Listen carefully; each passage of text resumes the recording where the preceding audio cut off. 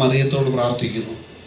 ഈ പ്രാർത്ഥന കേൾക്കുന്ന പിശാച് എന്നെ വഞ്ചിക്കാൻ വേണ്ടി അവൻ ഈ ഭൂമിയുടെ അധികാരിയായതുകൊണ്ട് ഞാൻ പ്രാർത്ഥിക്കുന്ന പ്രാർത്ഥന എനിക്കത് നടത്തി തരും. അത് വ്യാജമായ ഒരു അടയാളമാണ്, വ്യാജമായ ഒരു അത്ഭുതമാണെന്ന് അവിടെ എഴുതി വെച്ചിട്ടുണ്ട്. 9-ാമത്തെ വാക്യം ശ്രദ്ധിച്ചാൽ കാണാം, സാത്താൻ്റെ പ്രവൃത്തിയാൽ സർവശക്തിയോടും വ്യാജ അടയാളങ്ങളോടും അത്ഭുതങ്ങളോടും കൂടിയായിരിക്കും ആ അധർമ്മിയുടെ ആഗമനം. അപ്പം അത്ഭുതം പ്രവർത്തിക്കാൻ ദൈവത്തിന് മാത്രമേ കഴിയൂ എന്ന് ചിന്തിക്കരുത്. മോശ ചെയ്ത അടയാളങ്ങൾ അതേപടി മിസ്രൈമിലെ മന്ത്രവാദികൾ ആവർത്തിച്ചിട്ടുണ്ട്. ഇതൊക്കെ നമുക്കറിയാം. അപ്പം മറിയത്തോട് പ്രാർത്ഥിച്ചിട്ട് അനേകർ സാക്ഷ്യപ്പെടുത്തുന്ന ഒരു കാര്യമുണ്ട്, ഞങ്ങൾക്ക് വലിയ അത്ഭുതങ്ങളൊക്കെ കിട്ടി. ഗീർവർഗീസിനോട് പ്രാർത്ഥിച്ചിട്ട് വലിയ അത്ഭുതങ്ങൾ കിട്ടി, അന്തോണീസിനോട് പ്രാർത്ഥിച്ചിട്ട് ഞങ്ങൾക്ക് അനുഗ്രഹങ്ങൾ കിട്ടി. ശരിയാ, പക്ഷെ പ്രവർത്തിച്ചത് അന്തോണീസ് അല്ല, പിശാചാണെന്ന് അവർക്ക് മനസ്സിലാകുന്നില്ല. കാരണം ഗീർവർഗീസ് എന്ന് പറയുന്ന ഒരു പുണ്യവാളൻ ഇല്ല എന്ന് കത്തോലിക്ക സഭ പഠിപ്പിക്കുന്നു. ഒരു കാലത്ത് ഗീർവർഗീസ് ഉണ്ടെന്ന് പറഞ്ഞു, ഇപ്പം മാർപ്പാപ്പ പറയുന്നു ഗീർവർഗീസ് എന്ന് പറയുന്ന ഒരാളില്ല. അതുകൊണ്ട് ഫിലോമിനയെയും ഗീർവർഗീസിനെയും പുണ്യാളന്മാരുടെ പട്ടികയിൽ നിന്ന് നീക്കി.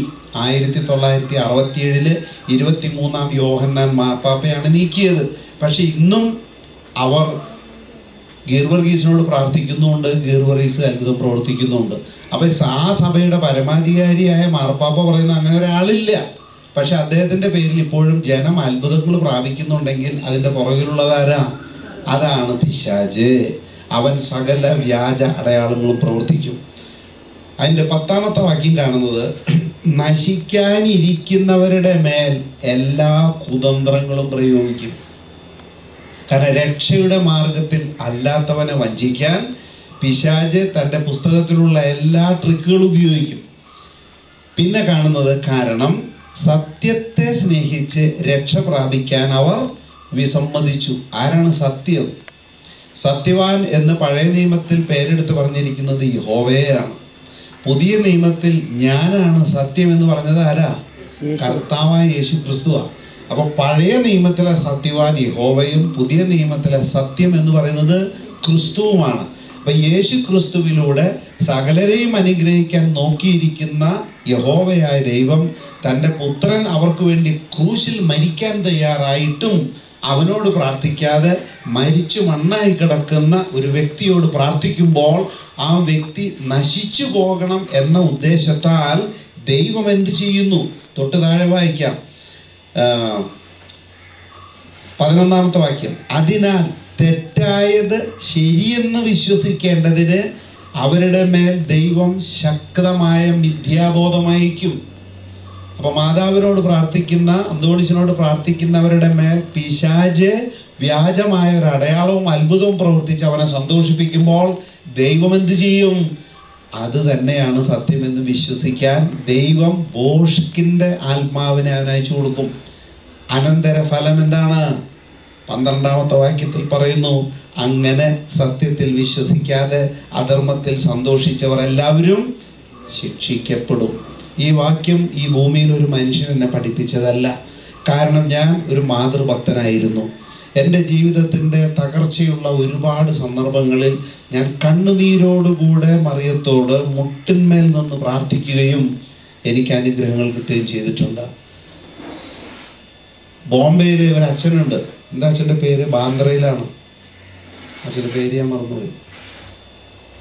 ഒരു വിശുദ്ധനായിട്ട് അമ്മച്ചി ഓർക്കുന്നുണ്ടോ? ഫാദർ അഗ്നേലോ, പകുതി പുണ്യാളനായിട്ടുള്ള ഒരാളാണ് ഫാദർ അഗ്നേലോ. ഇദ്ദേഹത്തോട് പ്രാർത്ഥിച്ചതിൻ്റെ ഫലമായിട്ട് വലിയ അനുഗ്രഹങ്ങൾ ഞാൻ എൻ്റെ ജീവിതത്തിൽ നേടിയിട്ടുണ്ട്. പക്ഷെ ഇപ്പോൾ ദൈവത്തോട് മാത്രമേ പ്രാർത്ഥിക്കാവൂ എന്ന് പറയുന്നതിൻ്റെ ഔചിത്യം എന്താണ് എന്ന് യഹോവയോട് പ്രാർത്ഥിച്ചപ്പോൾ എൻ്റെ ബൈബിളിൽ നിന്ന് ഈ വാക്യം വായിക്കാനുള്ള പ്രേരണ ദൈവം എനിക്ക് തന്നു. ഞാൻ ഈ വാക്യം വായിച്ചിട്ട് വാസ്തവത്തിൽ ഞെട്ടി വിറച്ചു. കാരണം അന്ന് എൻ്റെ പ്രാർത്ഥന കേട്ട് എൻ്റെ ആവശ്യങ്ങൾ നടത്തി തന്നത് ദൈവമാണെന്ന് ഞാൻ ധരിച്ചു വെച്ചിരുന്നത്. പക്ഷെ ദൈവവചനത്തിൽ നിന്നും വ്യക്തമാണ്, എനിക്കത് നടത്തി തന്നത് ഒരിക്കലും ദൈവമായിരുന്നില്ല, അത് പിശാചായിരുന്നു. അത് ഞാൻ ഏറ്റുപറഞ്ഞ് കർത്താവിനോട്, കർത്താവെ, എൻ്റെ അറിവില്ലായ്മയിൽ ഞാൻ അന്ന് ചെയ്ത ആ തെറ്റ് ഇന്ന് തെറ്റാണെന്ന് എനിക്ക് ബോധ്യം വന്നിരിക്കുന്നത് കൊണ്ട് ഞാൻ അതിനെ തള്ളി പറയുന്നു, എൻ്റെ പ്രവൃത്തി തെറ്റാണെന്ന് ഞാൻ ഏറ്റു പറയുന്നു, എന്നോട് ക്ഷമിക്കണമേ എന്ന് ഞാൻ ദൈവത്തോട് കരഞ്ഞു പ്രാർത്ഥിച്ചു. അപ്പോൾ അത്ഭുതം പ്രവർത്തിക്കാൻ ദൈവത്തിന് മാത്രമേ കഴിയൂ എന്ന് ആരും കരുതരുത്. നിങ്ങൾ ഒരു കുതിരലാടം, ജീവനില്ലാത്ത ഇരുമ്പാണ്, കുതിരയ്ക്ക് അടിക്കുന്ന ലാടം, അത് കെട്ടി തൂക്കി ഇട്ടിട്ട് ഓ നീ എൻ്റെ ദൈവമാണെന്ന് പറഞ്ഞാൽ കുതിരലാടത്തോടൊന്ന് പ്രാർത്ഥിച്ചു നോക്കി, അത്ഭുതം നടക്കും. കാരണം അത്ഭുതം നടക്കുന്നത് നിങ്ങളുടെ പ്രാർത്ഥന തെറ്റായതുകൊണ്ട്, നിങ്ങളെ അതിൽ വഞ്ചിക്കാൻ സാത്താൻ അടുത്തുള്ളത് കൊണ്ടും, നിങ്ങൾ പ്രാർത്ഥിക്കേണ്ട രീതിയിൽ അല്ല പ്രാർത്ഥിക്കുന്നത് എന്ന് മനസ്സിലാക്കുന്ന യഹോവയായ ദൈവം സാത്താൻ തരുന്ന ആ പ്രേരണ ശരിയാണെന്ന് നിങ്ങൾ വിശ്വസിക്കാൻ ഇടയാക്കും എന്ന് 2 തെസ്സലോനിക്ക 2-ാം അധ്യായം 11-ാമത്തെ വാക്യം പഠിപ്പിക്കുന്നു. അതുകൊണ്ട് നിങ്ങൾ അറിവില്ലായ്മയുടെ നാളുകളിൽ ഇങ്ങനെ പുണ്യാളന്മാരോടോ മാതാവിനോടോ പ്രാർത്ഥിച്ച് വല്ല അനുഗ്രഹങ്ങൾ നേടിയിട്ടുണ്ടെങ്കിൽ ആ അനുഗ്രഹം ദൈവത്തിൽ നിന്നല്ല എന്ന് മനസ്സിലാക്കി ഇന്ന് നിങ്ങൾ അതിന് ക്ഷമാപണം ചെയ്യാൻ കടപ്പെട്ടിരിക്കുന്നു എന്ന് ഞാൻ നിങ്ങളെ ഓർമ്മിപ്പിക്കട്ടെ. ദൈവത്തിന് സ്തോത്രം. ഒരു മനുഷ്യൻ പ്രാർത്ഥിക്കേണ്ടത് ജീവനുള്ള ദൈവത്തോടാണ്, അല്ലാതെ കണ്ട് മരിച്ചു മണ്ണായി കിടക്കുന്ന ഒരാളോടല്ല. സെബസ്ത്യാനോസ് നല്ല മനുഷ്യനായിരിക്കാം, ഗീർവർഗീസ് ഉണ്ടെങ്കിൽ നല്ല മനുഷ്യനായിരിക്കാം, അല്ലായിരിക്കാം, പക്ഷെ അദ്ദേഹം എനിക്ക് സമനാണ്, എനിക്ക് മുന്നമേ ജീവിച്ചത് കൊണ്ട് എനിക്ക് മൂത്ത സഹോദരൻ എന്ന് വേണമെങ്കിൽ പറയാം. അതിനപ്പുറം ഭാവിക്കരുത്, പോകുകയുമരുത്. ഇത് വലിയ അപകടമാണ്. ദൈവത്തിന് സ്തോത്രം. നാം പ്രാർത്ഥിക്കേണ്ടത് യഹോവയായ ദൈവത്തോടാണ്, പുത്രനായ യേശു ക്രിസ്തുവിൻ്റെ നാമത്തിലാണ്, പരിശുദ്ധാത്മാവിൻ്റെ സഹായത്താലുമാണ്. മറിയത്തിന് കത്തോലിക്ക സഭ നൽകുന്ന ഒരു വിശേഷണമാണ് കന്യക മറിയം. മറിയം യേശു ക്രിസ്തുവിനെ ഗർഭം ധരിക്കുമ്പോൾ കന്യകയാണെന്നേ ദൈവവചനത്തിലുള്ളൂ. നിങ്ങൾ തെറ്റിദ്ധരിക്കരുത്. മത്തായിയുടെ സുവിശേഷം നമുക്കെടുത്ത് ഒന്ന് പരിശോധിക്കാം.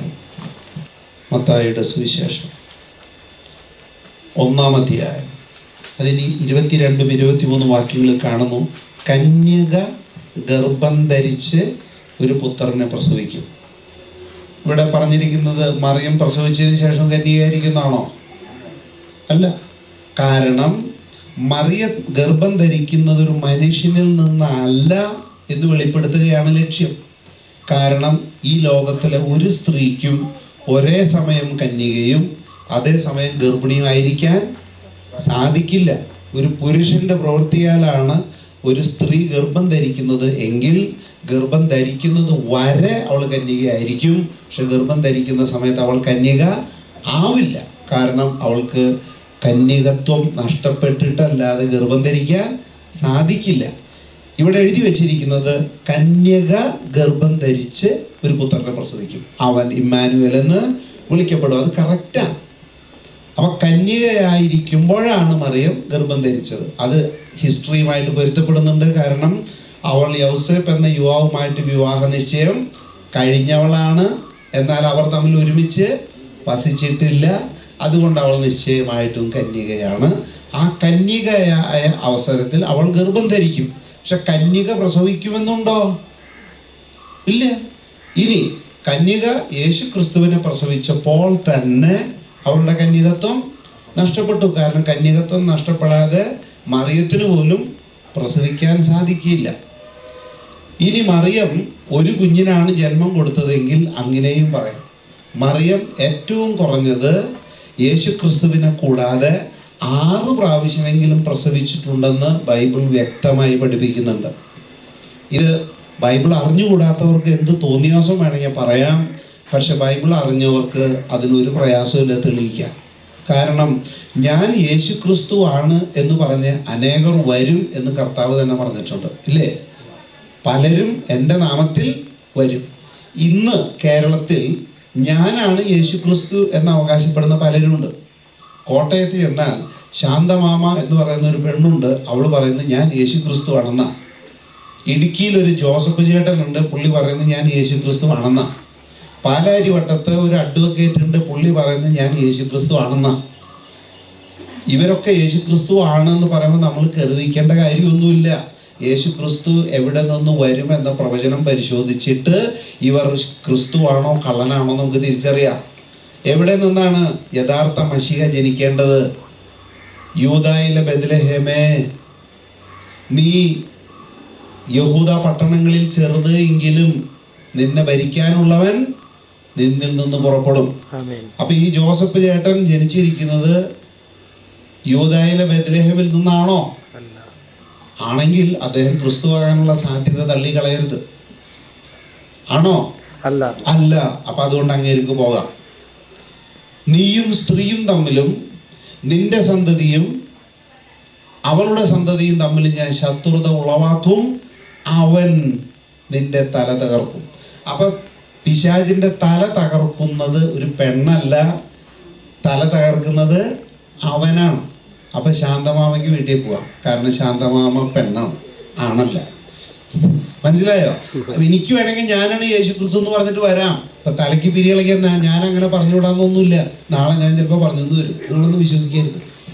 എന്ത് ചെയ്യണം? പ്രവചനം എടുത്ത് നോക്കണം. മശിഹ പ്രവചനത്തിന്റെ പൂർത്തീകരണമാണോ? എഴുതപ്പെട്ടിട്ടുള്ള സകല പ്രവചനവും ഒരാളിൽ നിറവേറിയെങ്കിൽ മാത്രമേ അവൻ യേശു ക്രിസ്തു ആകുന്നുള്ളൂ. അല്ലാണ്ട് ഏതെങ്കിലും ഒരെണ്ണം ഒത്തു വന്നാലൊന്നും പറ്റില്ല. അവനെക്കുറിച്ച് എഴുതപ്പെട്ടിട്ടുള്ള 100 കണക്കിന് പ്രവചനങ്ങളുണ്ട് ബൈബിളിൽ. അത് മുഴുവൻ ഓരോന്നായി എടുത്ത് പരിശോധിച്ചിട്ട് ഒരാൾ അത് തെളിയിക്കുന്നുണ്ടെങ്കിൽ ധൈര്യമായിട്ട് വിശ്വസിച്ച് അവൻ തന്നെ ക്രിസ്തു. പക്ഷെ അങ്ങനെ ഒരാളെ